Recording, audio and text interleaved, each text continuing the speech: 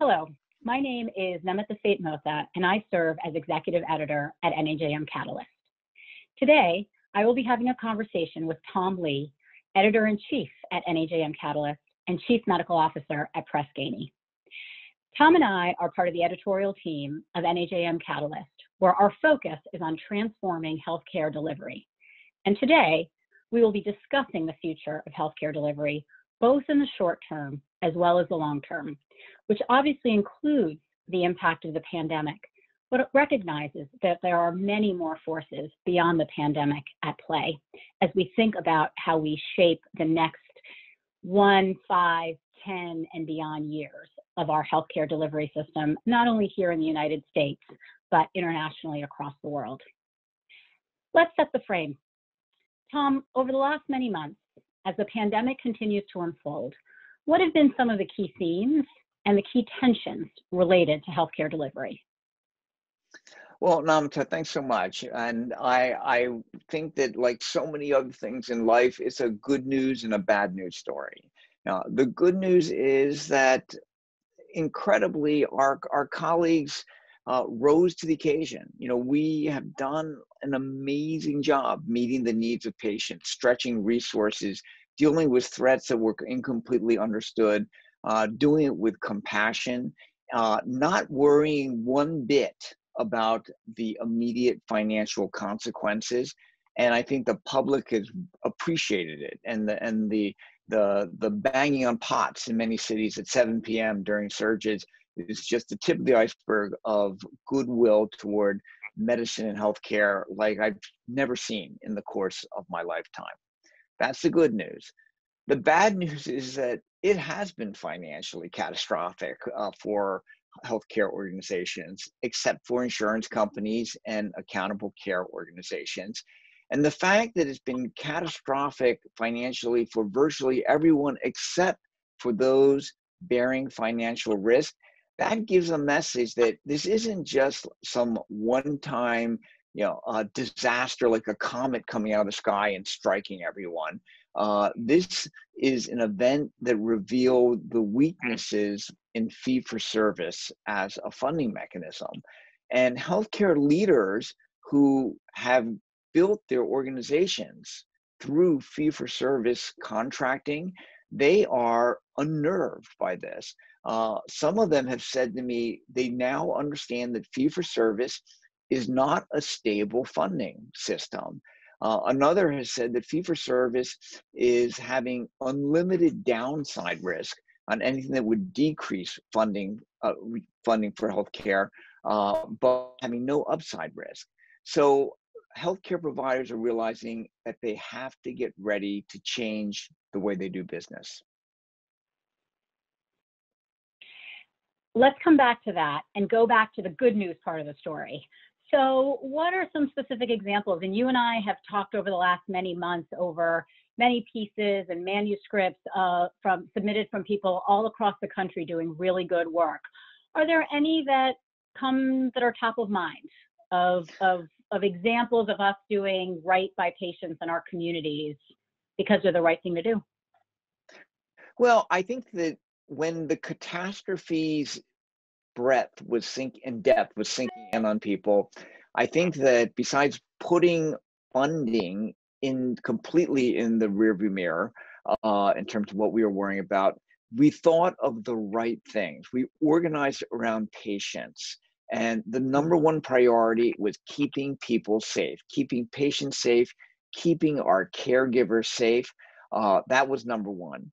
Number two was delivering them the best possible care we could. And the themes that emerged were, segmentation, like separating the COVID patients from the non-COVID patients. Then creativity in meeting the needs of segments. These are things that business school professors have written about and people in healthcare just did without any kind of hesitation at all. And that was great to see. And then the final thing I would say is that there was tremendous compassion shown by doctors, nurses, everyone in healthcare, because we all knew how scared everyone was. So in many ways, we were strategically at our best, we were clinically at our best, and we were from a human perspective at our best as well. And the question now is, how do we take that best and take it with us into this next phase? So let's fast forward a year from now. What are the major issues that healthcare executives and clinical leaders are going to be grappling with? And what are some pieces of advice or guidance or tools based on your experience and what we've been publishing that might inform how they should approach those challenges? Well, everyone knows the famous Bill Gates quote about everyone overestimates the amount of change that will happen in the next 2 years, and they underestimate the amount of change that will occur over the next decade. So I'm at high risk for overestimating what will happen in the next 2 years. But that said, I am an optimist. I think that we will probably be in a much better place regarding COVID 1 to 2 years from now. Like, I believe the vaccines will come along and we'll all be feeling less endangered than we currently feel going out. But what will happen is, as the adrenaline stops pumping, the adrenaline that's sustaining us as we go through our days right now, we're going to realize that, oh my God, we have taken on a gazillion dollars in debt, and in the federal government, trying to keep the economy afloat. Businesses are sucking wind. Small businesses which employ half of Americans, many of them will have died, and right now they're barely hanging in there, paying their insurance premiums, and many of the people working for them will now be unemployed. Healthcare organizations that right now have done anything and everything to meet the needs of patients, and who are thinking about, redesign of care is going to be permanent. They're going to be probably thinking about, I've got to dig my way out of this hole financially. And that means working as hard as I can on fee for service, doing as much volume as I can. That isn't a great long-term vision if providers are just trying to do volume as a way of staying financially afloat. So that's what worries me about 1 to 2 years from now, even though I'll be delighted when COVID is no longer the danger it is. You and I are both optimists, Tom. And as we think about 10 years from now, what are the opportunities that you are most excited about? And what do our healthcare executives and leaders need to be doing now to enable success a decade from now? Yeah. Well, I think that I am an optimist, and to paraphrase Martin Luther King, I do believe that the arc of healthcare history, bends toward value. It bends toward a better healthcare system that covers everybody. We are making our way there. It is a long-term arc, and the reason it's an arc is because it's got to get over a whole lot of barriers between here and there. And it's not, given the pressures that are going to be there, greater than they've ever been, for finding ways to be more efficient and to meet people's needs, there's no question that we will have been making progress. The question will be, will the progress be coming from inside healthcare, or will it be coming from outside traditional healthcare? Will our existing organizations have changed? Will they have adapted? Will they have remodeled what they do to provide higher value care?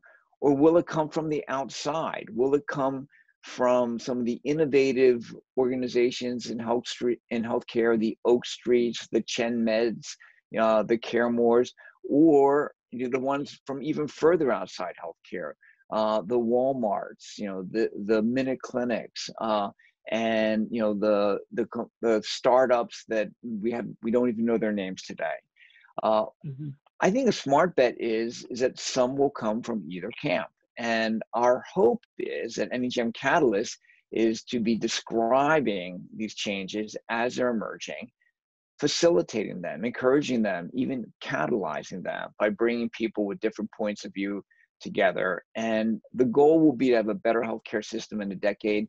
I know we will, and it will be fun describing it and helping speed it along as it develops.